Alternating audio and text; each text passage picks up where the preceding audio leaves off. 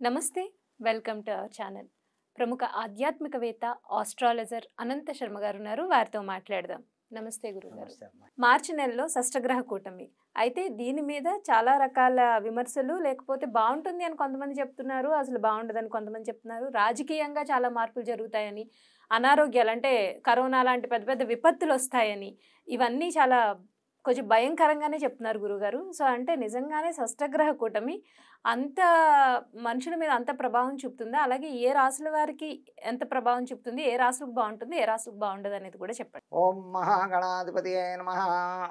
అమ్మా ఇప్పుడు మార్చి 29 అర్ధరాత్రి తెల్లవారితే 30 ఉగాది నాడు షష్టగ్రహ కూటం మీనరాశిలో పడుతోంది. ఈ మీనరాశిలో పడడం వల్ల ఆల్రెడీ అందులో రాహు ఎంటర్ అయి ఉన్నాడు మీనరాశిలో. దానికి ఏమవుతుందంటే ఇప్పుడు రాబోయే కాలం మార్చి ఏప్రిల్ 1 తారీఖు నుంచి దేశవ్యాప్తంగా ప్రపంచం మొత్తం అతలాకుతలం తప్పదు ఈ షష్టగ్రహ కూటం వల్ల. ఎందుకయ్యా అంటే ఇప్పుడు సునామీ ఆల్రెడీ కరోనా ఎంటర్ అయిపోయింది చైనాలో. అది దానివల్ల ఇప్పుడు మన కంట్రీలోకి మన భారతదేశంలో 2-3 కంట్రీలకు అప్పుడు వచ్చేసింది స్టేట్స్కి వచ్చేసింది. అలాగే పై దేశంలో కూడా 4 కంట్రీలకి అటాక్ అయిపోయింది అప్పుడే. 4 కంట్రీల్లో కూడా బాగా బ్యాంకాంగ్ అనగా ఇదనగా చైనా అనగా ఇంకోటి 2 కంట్రీల్లో బాగా విజృంభ. అది ఆల్రెడీ ఇండియాకి 2 చోట్ల ప్రవేశించింది అప్పుడే. ఇది ఎంత జాగ్రత్తలు తీసుకోవాలి అంటే అతి డేంజరస్ ఇది. ఈ రాబోయే కరోనాకి పేరు లేదు. విషవాయువుతో మొత్తం వాయువు అంటే గాలిలో వచ్చే సోకే ఇది కానీ వేరేది కాదు. ఈ గాలి నుంచి వచ్చేది తప్పించుకోవడం ఎవరి వల్ల కాదు ఏమా. దీనికి వైద్యం కూడా లేదని శాస్త్రం చెప్తోంది. దైవాన్ని నమ్ముకోవాలి. ఆ దేవుడి దయ వల్ల మనం బయట ఎలా పడాలి అంటే ఈ ప్రతి ఒక్కళ్ళు పాటించవలసింది మాస్కులు బాగా పాటించాలి, శానిటైజర్లు బాగా వాడాలి, దైవాన్ని బాగా నమ్ముకోవాలి, డిస్టెన్స్ మెయింటైన్ చేయాలి, పెళ్ళిళ్ళకి వాటికి తగ్గడం మంచిది, పండగలు వచ్చినా పబ్బాలు వచ్చినా గుంపులుగా ఉండకుండా ఎవరు ఆరోగ్యాన్ని వాళ్ళు ఏమవుతుందిలే అని లాస్ట్ టైం అలాగే చేసి తగలేశారమ్మా దేశాన్ని. లాస్ట్ టైం 3 ఏళ్ల క్రితం వచ్చినప్పుడు ఈ కరోనా ఏమవుతుంది అని రెక్లెస్ గా మొత్తం ముంచేసారు. అప్పుడు అవగాహన లేదు, ఇప్పుడు అవగాహన ఉంది కదా అండి. ఏదైనా ఒక విపత్తు వస్తుందంటే మనం కూడా అర్థం చేసుకోవాలి కదా. ఇప్పుడు నాకు ఒంట్లో బాగోలేదమ్మా సీరియస్ అని చెప్పే డాక్టర్ని ఇమ్మీడియట్లీ పోవాలి, ఇంకొకరి చేత చెప్పించుకునే దాకా నేను ఉండకూడదు. టక్ ఏ డాక్టర్ నాకు పరిచయం పెద్దవాళ్ళతో దగ్గరికి వెళ్ళడం, చెకప్లు చేయించేసుకుంటా. ఏమిటి ప్రాబ్లం, షుగర్ ఉందా బీపీ ఉందా చెప్తా. అలాగే నా సొంతానికి నేను చూసుకోవాల్సిన అలాగే ప్రపంచంలో ఇది అతి ప్రమాదకరమైన షష్టగ్రహ కూటం వలన వచ్చే ప్రమాదం అతి ప్రమాదంగా ఉంది తల్లి.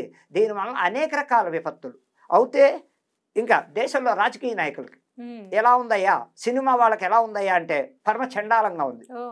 ఎప్పటి నుంచి అమ్మా ఏప్రిల్ 17 నుంచి ఈ ఎఫెక్ట్ ఏప్రిల్ 17 నుంచి మేషరాశి వాళ్ళకి ఏలినాటి శని స్టార్ట్ అవుతోంది. ఏప్రిల్ 17 మేషరాశికి ఏలినాటి శని స్టార్ట్ అవుతోంది. అలాగే ఏప్రిల్ 17వ తారీఖు నుంచి పుబ్బా నక్షత్రం సింహరాశి వాళ్ళకి, మకా నక్షత్రం సింహరాశి వాళ్ళకి ఉత్తర అర్ధాష్టమ శని స్టార్ట్ అవుతోంది. అలాగే అదే డేట్ నాడు ధనుస్సు రాశికి అర్ధాష్టమ శని స్టార్ట్ అవుతోంది. అనేక రకాల ప్రభావాలు ఈ ఎల్నాడు శని అవ్వచ్చు, అష్టమ శని అవ్వచ్చు, గ్రహస్థితులు బట్టి ఏ రాశులకు ఎలా ఉందయ్యా అంటే చెప్పాలంటే మకర రాశికి చాలా బాగుంటుందమ్మా ఇది. అలాగే ధనుస్సు రాశిలో కూడా పర్వాలేదు, అష్టమ శని అర్ధాష్టమ శని వచ్చినప్పటికీ కూడా అంత తొందరపాటు పడవాలి. అయితే వ్యక్తిగత జాతకాలు చూసుకోమంట. జాతకం బాగుంది రాశి ప్రకారంగా చెప్పడం కాదు, రాశి ప్రకారంగా ఒకే వ్యక్తికి కొన్ని లక్షల మంది ఉంటారు ఇందులో.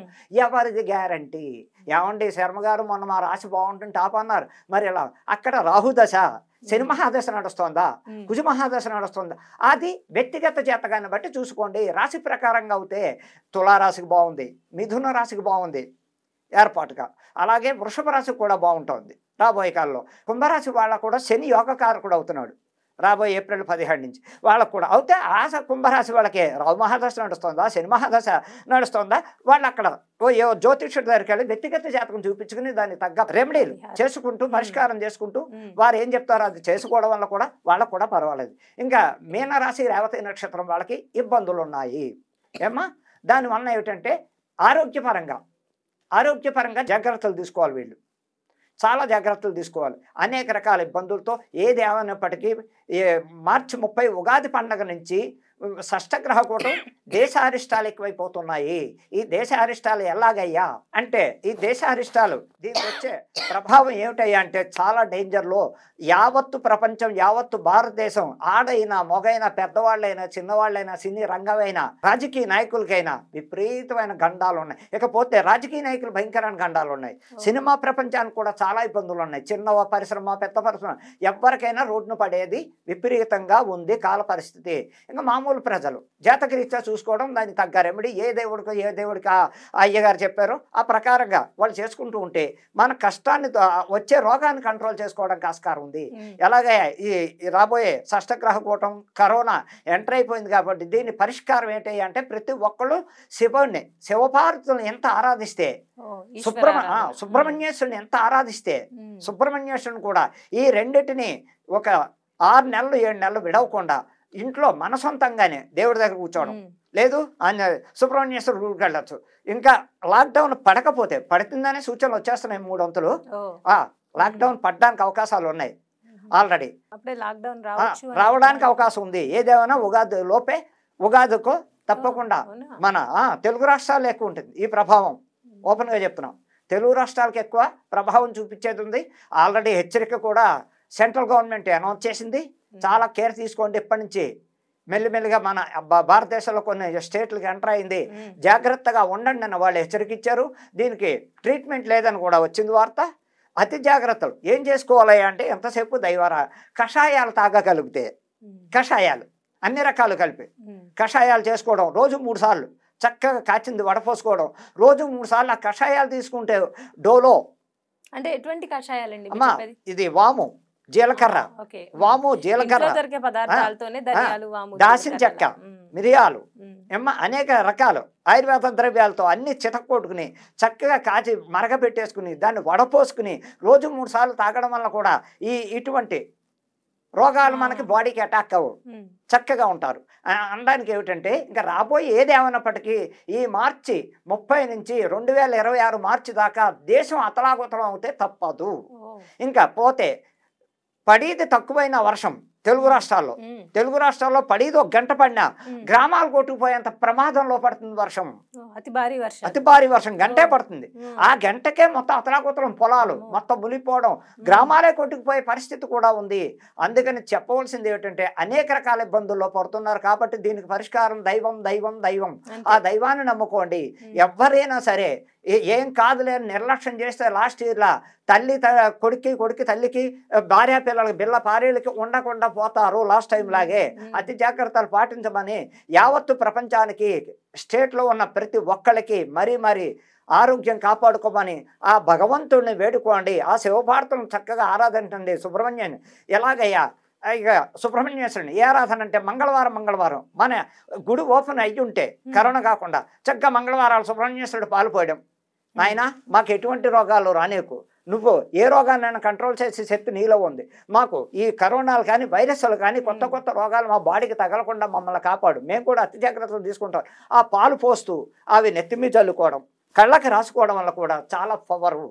అలాగే శివాభిషేకాలు వారం మహాశివరాత్రి లేకపోతే దీనికో అమావాస్య నాడు వచ్చే సోమవారాలు కూడా శివాభిషేకం చేయించుకోవచ్చు.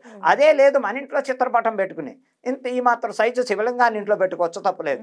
ఆ శివలింగానికి డైలీ పాలు పోస్తూ రుద్రం తెలుస్తూ ఆ రుద్రం చెప్పుకుంటూ ఇంక ఇలాగ శివపుత్రం శక్తిహస్తం షణ్ముఖం కేకవాహనం వందే వల్లి దేవసేనాపతిం సుబ్రహ్మణ్యేశ్వరం హైం హ్రీం క్లీం సర్వణభవ రక్షమాన్ సుబ్రహ్మణ్యేశ్వరుడికి మూలమంత్రం చదువుకుంటూ చేసుకోవడం వల్ల దగ్గరికి రానివ్వదు. అంత పవర్ఫుల్ శక్తి మంత్రం. అలాగే సర్వేశ్వరాయ విద్మే శూలహస్తాయ ధీమహి తన్నో రుద్ర ప్రచోదయాత్ ఆ మంత్రం శివుడిది. ఎటువంటి గ్రహాన్నైనా ఎటువంటి రోగాన్నైనా మన బాడీకి దాకా రానివ్వకుండా కంట్రోల్ చేయగల శక్తి ఉంది. కాబట్టి వచ్చే ప్రమాదాన్ని మన చేతుల్లో ఉంది, మనం కాపాడుకోవాలి. 10 మంది గుంపులుగా వెళ్ళొద్దు. అతి జాగ్రత్తలు పాటంటే జాగ్రత్తగా ఉండమని మరీ అమ్మవారిని కోరుకుంటూ ఇది సునామీ జాగ్రత్త అని. అలాగే మనం పాటించాల్సింది మనం పాటిస్తూనే భగవంతుడిని తలుచుకోవడం వల్ల ఆయన అండ తప్పకుండా ఉంటుంది. సో అందరూ కూడా కొంచెం కేర్ తీసుకోవాలి. అలాగే భగవంతుడిని ఆరాధించాలని మనస్ఫూర్తిగా కోరుకుంటూ ధన్యవాదాలండి. నమస్తే.